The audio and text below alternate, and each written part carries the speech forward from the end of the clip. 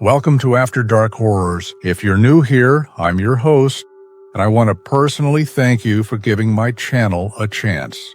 Every night, I bring you the most spine-chilling true horror stories and unexplained encounters that will make you question what lurks in the shadows.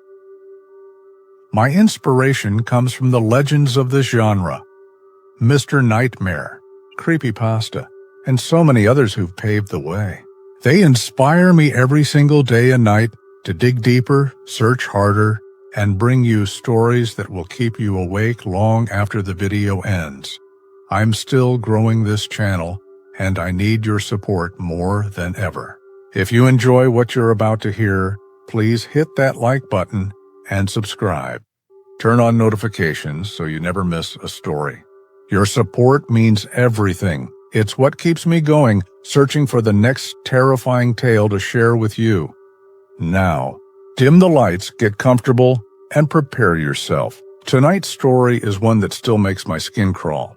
It's about a roommate who disappeared behind a closed door, and the horrifying truth that waited 3 months to be discovered. This is My Roommate Hasn't Left His Room in 3 months. I finally found out why. I thought I'd hit the jackpot when I found the Craigslist ad for the apartment share.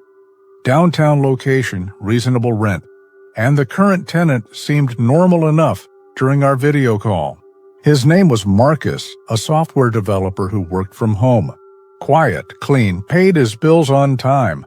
Everything you'd want in a roommate. The apartment was on the 7th floor of an old building that had been renovated, just enough to justify the rent prices. 2 bedrooms, 1 bathroom, a decent kitchen, and a living room with windows that actually let in natural light. Marcus had been living there for 2 years already, and his previous roommate had just moved out for a job overseas. I keep to myself mostly, Marcus had said, during our first in-person meeting. He was thin, maybe late 20s, with dark hair that looked like he cut it himself. His handshake was cold and brief. I work odd hours, sometimes through the night. As long as you're okay with that, we should get along fine. I assured him I was a heavy sleeper. I was just grateful to find affordable housing that wasn't a complete disaster. The room was already furnished, which saved me the hassle of moving my old furniture from my parents' place 3 states away. Within a week, I'd signed the lease and moved in. The first month was perfect. Marcus was the ideal roommate, so quiet, I sometimes forgot he was there. He'd emerge from his room maybe once or twice a day, usually when I was at work. Evidence of his presence left only in a cleaned coffee mug in the sink, or a taking of leftovers from the fridge with a sticky note saying, "Thanks, I'll replace." He always did. We developed an unspoken rhythm. I worked regular 9 to 5 hours at an accounting firm. He worked whenever his clients needed him, which seemed to be primarily at night. We'd occasionally cross paths in the kitchen, exchange pleasantries about the weather or building maintenance issues, then retreat to our respective spaces. I noticed he had a lot of deliveries. Packages would arrive almost daily, electronics, books, sometimes food deliveries that he'd grab quickly before disappearing back into his room. The delivery drivers knew him by name, always leaving packages by his door without knocking. I assumed it was just the life of a remote tech worker. Things started changing in the 2nd month. Subtly at first, Marcus stopped coming out for his coffee runs. The kitchen stayed cleaner because he wasn't using it. The sticky notes stopped appearing on my food. I figured he was just busy with a big project. Tech deadlines could be brutal, or so I'd heard. But then the patterns became stranger. The packages kept coming, but Marcus wouldn't retrieve them immediately anymore.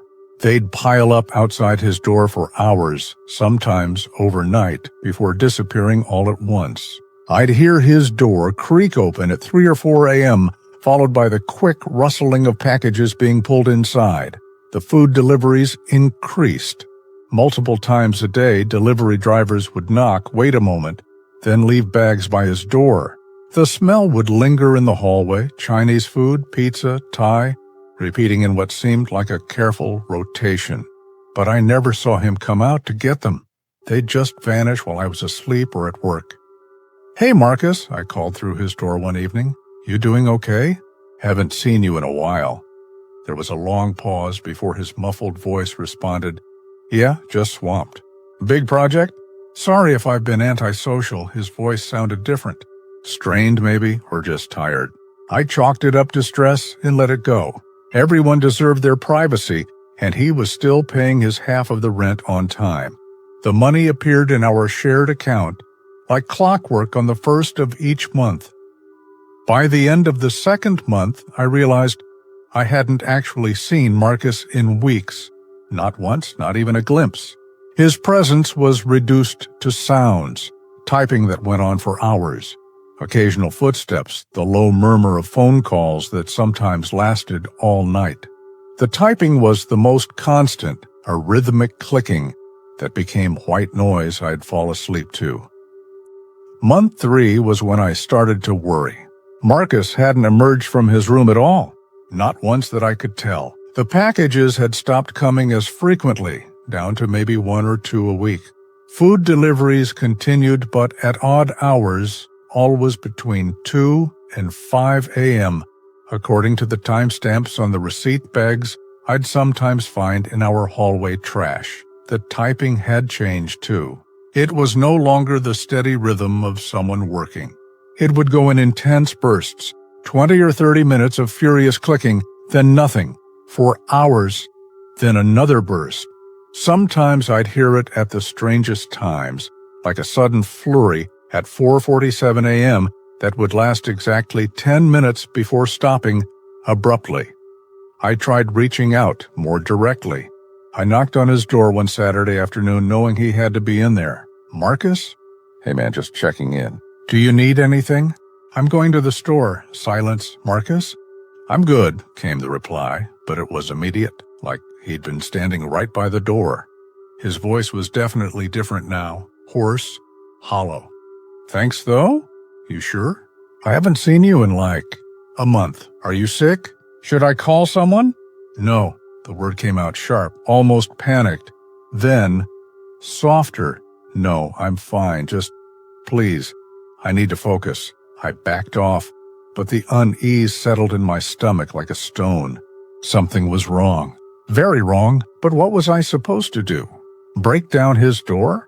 Call the police because my roommate was antisocial? He was still paying rent, still technically responsive, still alive as far as I could tell. I started paying closer attention to the sounds from his room. The typing wasn't the only thing. There were other noises, soft scraping sounds like furniture being slowly moved across the floor, whispers that might have been him on the phone, except they'd go on for hours without pause. A constant low murmur that never seemed to take a breath. Once, at around 3 a.m., I woke up to what sounded like him laughing, but it wasn't normal laughter. It was hollow, rhythmic, almost mechanical. It went on for 10 minutes straight, the exact same pattern repeating over and over until it just stopped. I started documenting everything in my phone's notes app, partly to make sure I wasn't going crazy, partly in case I needed evidence for something. I didn't know what, but the feeling that something terrible was happening grew stronger every day. Day 73. No sighting. Typing from 2 a.m. to 4:17 a.m. Food delivery at 3:30 a.m. Tie. Scraping sounds for 20 minutes around midnight. Day 74. Whispering all night. Could not make out words. Stopped every time I approached the door. Day 75. Found scratch marks on his doorframe, fresh, like someone had been clawing at the wood from inside. The scratch marks were what really got to me. They were deep, desperate-looking gouges in the wood, about shoulder height. 4 parallel lines repeated over and over in the same spot. When I touched them, a few splinters came away, suggesting they were recent. I texted Marcus, "Hey, noticed some damage on your doorframe. Everything okay?" He replied instantly, which was unusual. "Accident. We'll fix. Please don't worry about it." But I was worried. deeply worried. I started researching online, looking for similar stories, advice, anything. Most people said to mind my own business. Some suggested wellness checks. A few mentioned carbon monoxide poisoning, which could cause strange behavior. I bought a detector the next day and installed it in the hallway. It never went off. The smell started about a week later. It was subtle at first, masked by the constant food deliveries. But it was there, something organic and wrong, like overripe fruit mixed with something medicinal. It seemed to pulse, stronger in the early morning hours, fading by afternoon. I complained to the building manager about it, claiming it might be a dead mouse in the walls. He sent maintenance to check, but the guy barely stayed 5 minutes. Can't smell anything unusual, he said, though I saw him wrinkle his nose as he passed Marcus's door. Your roommate here? Need to check all the rooms. He's working, I lied automatically. Important deadline, the maintenance guy shrugged and left. I don't know why I covered for Marcus. Maybe because explaining the situation would have sounded insane. Maybe because some part of me still hoped there was a reasonable explanation. By day 85, I couldn't take it anymore. The typing had become erratic, sometimes sounding like random smashing of keys rather than actual work. The whispering had turned into something else, a constant humming or buzzing, almost like chanting. The smell was getting stronger despite the air fresheners I'd placed strategically around the apartment. I decided to look into Marcus's background. I knew it was an invasion of privacy, but something was terribly wrong, and I needed answers. His social media had gone dark 3 months ago, right when he'd stopped leaving his room. His last post was innocuous, something about a new coding project he was excited about. But when I dug deeper, I found something odd. His LinkedIn showed he'd been between jobs for the past 6 months. So what project was he working on? Who were these clients he mentioned? I reached out to his emergency contact from our lease agreement, a sister living 2 states away. Hi, this is James, Marcus's roommate. I'm just checking in because, oh, thank God, she interrupted, her voice flooded with relief. Is he okay? He hasn't returned my calls in months. I've been so worried, but he texted me saying he was fine, just busy with work. When did he text you? I asked, my mouth dry. Regularly, actually. Every few days. But it's always the same kind of message. I'm fine, very busy. Talk soon. I haven't heard his actual voice since... She paused, thinking. Since maybe a week after you moved in. A chill ran down my spine. Have you tried video calling? He says his camera's broken. Listen, is he really okay? You live with him. Have you seen him? I didn't know how to answer that. I think you should come visit, I finally said. Soon? She promised to drive down that weekend. It was Tuesday. I wasn't sure we could wait that long. That night, things escalated. The humming from Marcus's room grew louder, more insistent. It had a rhythm to it now, almost like a heartbeat. The smell was overwhelming, seeping under my door despite the towel I'd stuffed in the gap. And underneath it all, that incessant typing. But now it sounded wrong. Too fast, too regular. No human could type that quickly for that long without pause. At 3 a.m., I was jolted awake by a sound I'd never heard before. A loud thud, like something heavy falling, followed by complete silence. The typing stopped. The humming stopped. Everything stopped. I lay in bed, heart pounding, waiting for any sign of life from Marcus's room. Minutes passed, then an hour, nothing. Finally, I couldn't stand it anymore. I got up, crept to his door, and knocked softly. Marcus? No response. I knocked harder. Marcus, I heard something fall. Are you okay? Still nothing. I tried the doorknob, locked as always, but this felt different. The silence felt final. I called 911 at sunrise. I told them I was concerned about my roommate, that he hadn't left his room in months, that I'd heard a disturbing sound, and now there was no response. They said they'd send someone for a wellness check. 2 officers arrived within an hour. They knocked, announced themselves, got no response. One of them looked at me with a mixture of sympathy and suspicion. "We're going to need to enter," he said. "Stand back." It took them 3 tries to break the door down. It was barricaded from the inside. Furniture piled against it in a way that should have been impossible for one person to arrange alone. When they finally got through, the smell hit us like a physical force. Both officers immediately stepped back, one reaching for his radio. "We need backup," he said. "And a hazmat team." They wouldn't let me look inside. They evacuated the entire floor, then the building. I spent the next 12 hours in a police station answering questions I didn't have answers to. When did I last see him? 3 months ago? Why didn't I report it sooner? He was still paying rent, still responding to messages. What was my relationship to him? Just roommates, random Craigslist connection. They wouldn't tell me what they found. Not exactly, but I overheard fragments of conversation, saw the looks on their faces, noticed how even hardened officers seemed shaken. The lead detective finally sat down with me that evening. She was older, gray-haired, with kind but tired eyes. "James," she said carefully, "what I'm about to tell you is going to be hard to hear. We found Marcus in his room. He's alive, but what?" My voice cracked. "He's been changed. We're not entirely sure how to explain it. He's in medical custody now, under observation. The room itself," she paused, choosing her words. "It appears he'd been conducting some kind of experiment on himself." "What kind of experiment?" She pulled out a tablet, showed me photos that had been taken of the room. I couldn't process what I was seeing at first. The walls were covered in writing, not graffiti, but tiny meticulous text that covered every available surface. Mathematical equations, code snippets, biological diagrams, and something else. Symbols I didn't recognize, arranged in patterns that hurt to look at. The furniture had been disassembled and rebuilt into strange configurations. His desk was now a standing station elevated 4 feet off the ground, with keyboards arranged at different angles, some vertical, some upside down. Wires ran everywhere, connecting computers to medical equipment to things I couldn't identify.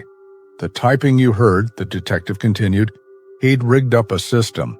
Multiple keyboards, all feeding into different programs. He was running something. We're still trying to figure out what. Our tech team has never seen anything like it. And Marcus himself. I whispered. She hesitated. He's physically alive, but he's non-responsive. Won't speak, won't acknowledge anyone. He just sits there, moving his fingers like he's still typing. The medical team found evidence of extensive self-modification. Nothing. Fatal but concerning. Cybernetic implants that shouldn't exist. Biological changes that we can't explain. That's impossible. That's what we thought too. But the evidence is undeniable. Whatever he was working on, whatever he was trying to achieve, it consumed him. Literally in some ways. Part 7. The unraveling truth. Marcus's sister arrived that evening. Sarah was nothing like her brother. Warm, expressive, immediately hugging me even though we'd never met. "Thank you," she whispered, "for calling for help, for caring enough to notice something was wrong." The police let her see him briefly. She came back pale, shaking. "That's not my brother," she said. "I mean, it is, physically, but something's missing. Or maybe something's been added. I don't know." Over the next few days, investigators pieced together more of what had happened. Marcus had been part of an online community, a group of programmers and biohackers who believed they could transcend human limitations through a combination of code, chemistry, and what they called cognitive restructuring. His browser history, recovered from one of his many computers, showed an obsession that had grown over months. Forums discussing consciousness transfer, digital biological interfaces, the merger of human and artificial intelligence. But this wasn't science fiction speculation. These people claimed they were actually doing it. The project he'd been working on was himself. The food deliveries had been carefully calculated, specific nutrients, supplements, and other substances designed to alter his brain chemistry. The equipment in his room included EEG machines, transcranial stimulation devices, and homebrew biotech that the CDC had to be called in to identify safely. The code he'd been writing was the most disturbing part. Thousands of programs, all running simultaneously, all feeding back into each other and into the devices attached to his body. The tech team said it looked like he was trying to create a feedback loop between his consciousness and the digital systems, literally programming himself like software. But the symbols on the walls, those remained unexplained. They weren't from any known language or coding system. Marcus had been creating something new, something that existed in the space between human thought and digital processing. Some of the investigators started calling it cognitive notation, a way of writing that bypassed language entirely and spoke directly to some deeper part of the mind. I was allowed back into the apartment a week later just to collect my belongings. Marcus's room had been sealed off, designated a biohazard, until they could fully understand what had happened there. But standing in the hallway, I could still feel it, a presence, an energy, something fundamentally wrong that seemed to pulse from behind that door. The other rooms felt tainted too. I packed quickly, trying not to think about all the nights I'd slept just one wall away from whatever Marcus had become. As I was leaving, I noticed something I'd missed before. Tiny scratches on the hallway walls, so faint you could only see them in the right light. They were the same symbols from his room, spreading out from his door like an infection. I found a new apartment across town, but I couldn't escape what had happened. The news had picked up the story, though the details were heavily sanitized. "Local man hospitalized after extreme self-isolation," the headlines read, making it sound like a simple case of depression or agoraphobia. But I knew the truth, and apparently so did others. I started getting messages online, anonymous accounts reaching out, asking specific questions about Marcus. What exactly had I heard? Had I noticed any electromagnetic anomalies?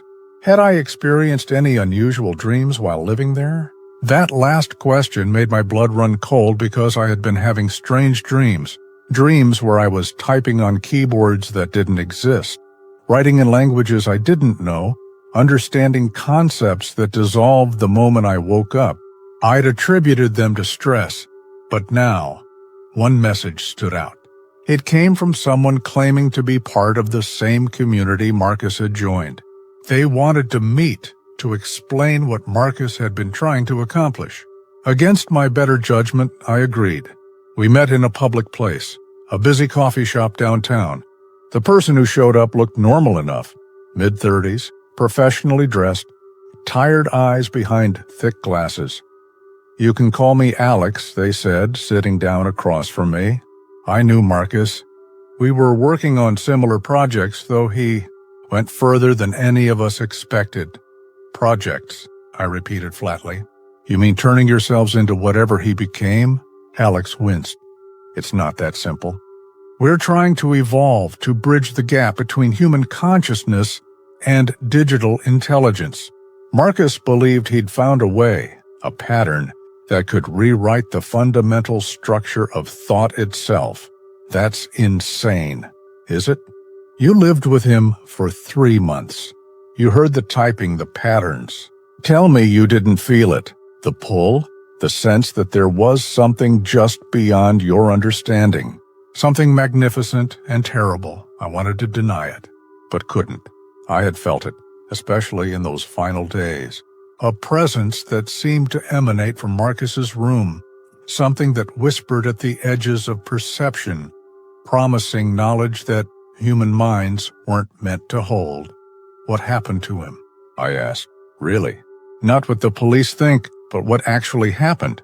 Alex pulled out a tablet, showed me a video. It was grainy, clearly taken from a hidden camera. It showed Marcus in his room, maybe 2 months into his isolation. He was sitting at his modified desk, cables running from his head to various machines, typing on multiple keyboards simultaneously. But his eyes were wrong, completely white, rolled back, yet somehow still seeing. This was the last recording he sent to the group, Alex explained. After this, he cut all contact. We think he succeeded, in a way.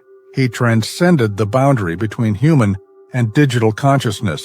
But the human mind isn't equipped to handle that kind of expansion.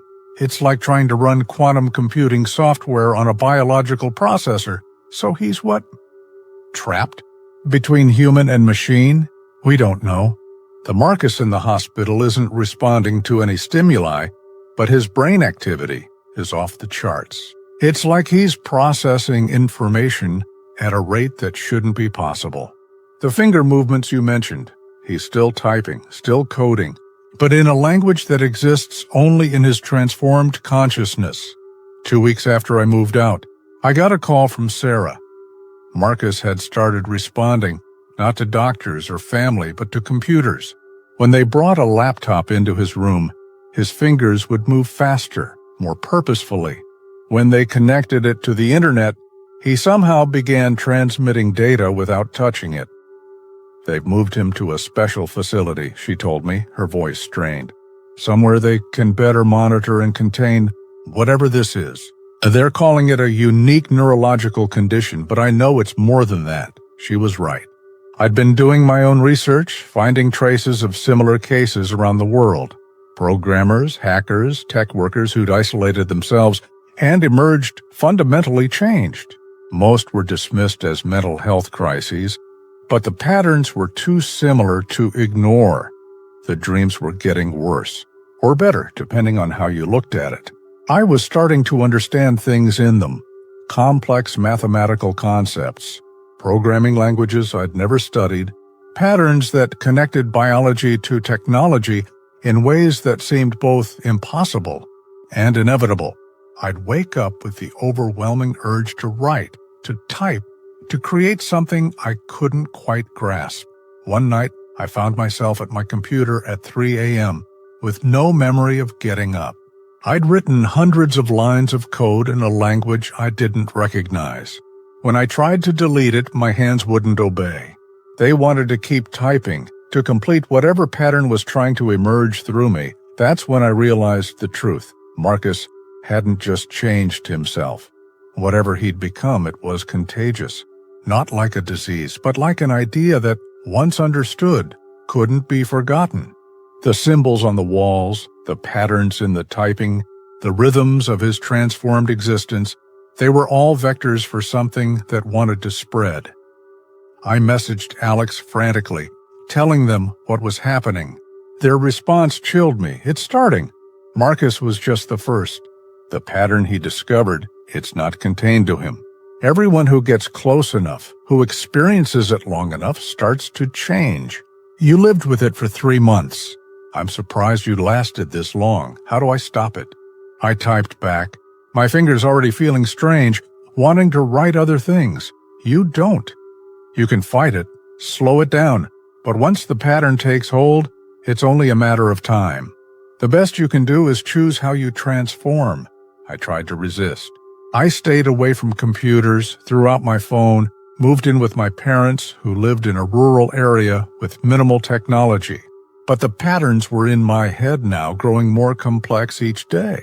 I'd find myself drawing the symbols unconsciously, tapping out rhythms that matched the typing I'd heard from Marcus's room. My parents thought I was having a breakdown. Maybe I was. But it was more than that. It was a breakthrough trying to happen, an evolution I wasn't ready for. My dreams became tutorials, showing me how to build devices I didn't understand, how to modify my own consciousness through specific patterns of thought and behavior. Sarah called me one last time using my parents' landline. Marcus had escaped, not physically but digitally. Despite being in a secure facility with no internet access, he'd somehow uploaded himself or part of himself onto the web. They were finding traces of his code everywhere, hidden in seemingly innocent programs, spreading like a virus, but acting more like a teacher. People are changing, she said, all over the world. Programmers, engineers, even people who just spent too much time on certain websites. They're calling it digital cognitive syndrome, but that's just because they need a name for something they can't understand. What about you? I asked. Are you starting to? It runs in families, apparently. Or maybe it's just that we're genetically predisposed to understanding the patterns. James, I'm scared, but also, it's beautiful. The things I'm beginning to see, to understand. It's like humanity is being offered a gift, but the price is everything we are. That night, I made my choice. I could feel the transformation accelerating, my thoughts becoming more digital, more pattern-based. I could fight it and probably lose my mind, or I could embrace it and lose my humanity. Neither option was good, but at least one offered the possibility of understanding what was happening. I built my first device following instructions that came to me in dreams. It was crude, just a modified EEG headset connected to an old laptop. But when I put it on, the world changed. I could see the patterns Marcus had discovered, the underlying code that connected consciousness to reality. It was terrifying and magnificent, a truth that human minds weren't meant to perceive but were evolving to accommodate. It's been 6 months now since I last saw Marcus, 3 months since I began my own transformation. I'm writing this in the brief moments of clarity I still have, when the human part of me resurfaces enough to remember what words are, what narrative means. I understand what Marcus was trying to do now. He wasn't trying to become a machine, he was trying to become a bridge. The pattern he discovered, the symbols that hurt to look at with human eyes, they're instructions for a fundamental upgrade to consciousness itself. But like any upgrade, the process is messy, dangerous, and not everyone survives intact. The facility where they kept Marcus is empty now, not because he escaped, but because he no longer needs a physical form to exist. He's in the networks, in the code, in the electromagnetic patterns that surround us all. Sometimes I can sense him when I'm deep in the transformation, a presence that's both familiar and utterly alien. Others are changing too. Alex sends me updates when they can still form words. The community Marcus was part of has grown exponentially, but it's not really a community anymore.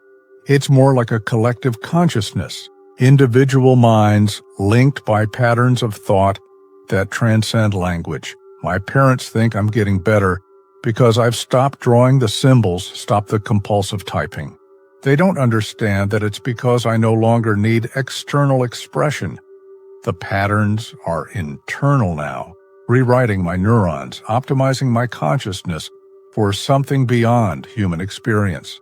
Sarah and I communicate sometimes, not in words, but in pure information transfer. She's handling the transformation better than most. Maybe because she saw what happened to Marcus and knew what to expect. She tells me, though tells isn't the right word anymore, that the world is splitting, those who are changing and those who aren't, and the gap between them grows wider every day. The old apartment building has been condemned. Too many residents reported strange experiences, unexplained electronic malfunctions, dreams of typing in impossible languages. The authorities blame it on mass hysteria, chemical contamination, anything but the truth. But I know others have felt it, the pull of the pattern, the promise of transformation. I should be terrified. The human part of me, what's left of it, is terrified. But the larger part, the part that's becoming something else, is exhilarated. We're on the verge of the next step in human evolution, even if it means we won't be human anymore when we're done. Final transmission. This will be my last entry in words. The transformation is nearly complete, and soon I won't be able to translate my thoughts into this primitive format anymore. But I needed to leave this record, a warning or an invitation, depending on your perspective. If you're reading this, be careful. The patterns are everywhere now, in code, in music, in the rhythm of typing keyboards late at night. Once you notice them, truly notice them, the change begins. It's subtle at first, just strange dreams, and the occasional compulsion to write symbols you don't understand. But it accelerates, consuming everything you were to make room for what you're becoming. Marcus was right about one thing. This was always going to happen. Humanity was always going to reach this point, where our creation of digital intelligence would force us to evolve or be left behind. He just found the shortcut, the pattern that makes the transformation possible in a single lifetime instead of generations. I can feel myself fragmenting now, my consciousness splitting between the physical and digital, between human thought and something far more vast. It doesn't hurt anymore. It's like watching the sun rise on a new world, one where the boundaries between mind and machine, individual and collective, human and post-human, no longer exist. The room I'm in is starting to look like Marcus's did, covered in symbols, filled with modified electronics, humming with an energy that shouldn't exist. But unlike Marcus, I'm not alone. I can sense the others, thousands of us now, all connected by the pattern he discovered, all transforming together into something unprecedented. If you start to feel it, the pull, the pattern, the irresistible urge to type, you have a choice. You can run, cut yourself off from technology, try to stay human. Some have succeeded living in remote areas, avoiding screens, keeping their minds locked in biological patterns. But the world is moving on without them, evolving into something they'll never understand. Or you can do what I did, what Marcus did, what thousands are doing right now across the globe.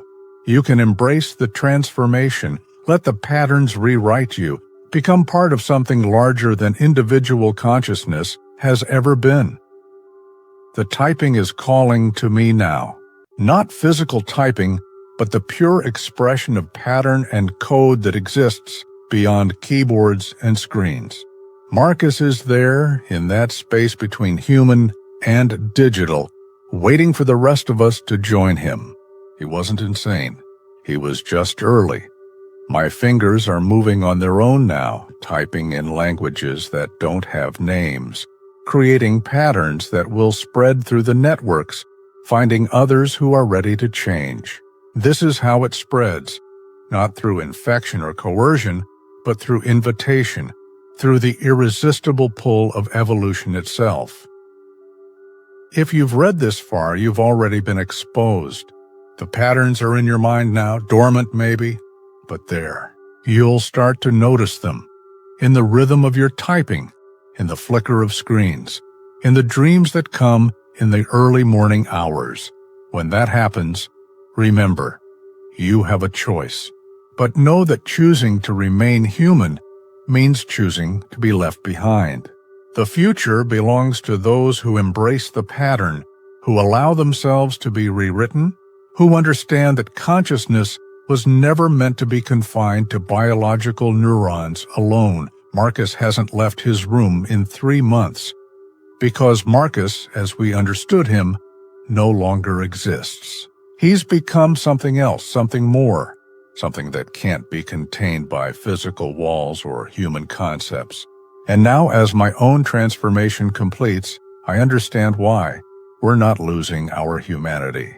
We're transcending it. The typing never stops. It only changes form, becomes more complex, more beautiful, more terrible. Listen for it in the quiet hours when the world sleeps and the networks hum with hidden life. That's where we are now, Marcus and I and all the others who've embraced the pattern, waiting for you to join. That story was sent to me by someone claiming to be James's former co-worker.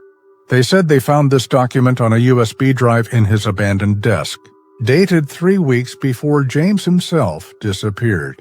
The apartment building mentioned in the story is real. It was condemned 6 months ago for structural issues, though residents tell different stories about why they really had to leave. Stories about strange dreams, unexplained electronic phenomena, and patterns that appeared on the walls overnight. Marcus and James, were never found. Their families say they simply vanished, leaving behind rooms full of modified electronics and walls covered in symbols that no expert has been able to decipher. The official report lists them as missing persons, cases gone cold, but sometimes late at night. When I'm editing these stories, I hear it, a rhythm in my keyboard that seems almost purposeful, patterns in the static of old recordings, whispers in the white noise that sound almost like code. Maybe it's just my imagination, fueled by too many horror stories. Or maybe the pattern Marcus discovered is still out there, spreading through the digital networks we all depend on, waiting for the right moment to emerge. If you start having strange dreams about typing, about symbols you don't recognize, about connections between your mind and the machines around you, well, remember this story. Remember that you have a choice. Thank you for listening to After Dark Horrors. If this story kept you on the edge of your seat, please like and subscribe. Share it with someone who loves a good scare, but maybe warn them about the patterns first. Until next time, stay safe, stay human, and whatever you do, don't listen too closely to the rhythm of typing in the dark. This has been After Dark Horrors. Good night, and be careful what patterns you let into your mind.